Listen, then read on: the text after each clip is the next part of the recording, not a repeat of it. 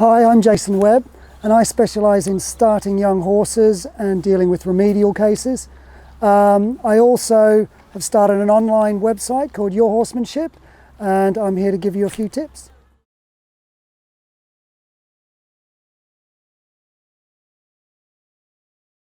There's lots of things you could do every day for your horse, but what I'm going to tell you to do is think about something to do with yourself, and that is have a plan. So many people, when they go riding their horses, just get on and ride aimlessly away. If you've got a plan, then you'll end up leading your horse will be looking for you and wanting to do things. If you haven't, they start to get little ideas and they start to wander and do their own thing.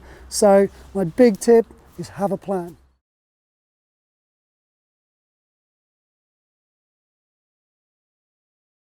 So a bit of equipment that I don't live without is a good long rope and this little beauty here, a tie aid or a resistance tie. So I'm just going to give you a quick demo on how these work. Just unclip this, thread this through like so, clip it back up. Now when your horse is tied, if they get a problem or get a bit scared and they pull back, if they pull back, this has resistance, but it allows the horse to come back. Now pulling this rope, even though there is resistance, is hard work. When they stop pulling and come forward, it's not hard work. So a horse pretty quickly works out the easiest thing to do is to stay tied.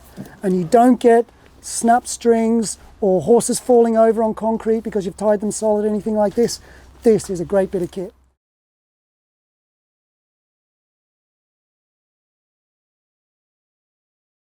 So the biggest problem horse owners make, or mistake that they make, is, we'll talk about riding now, is pulling.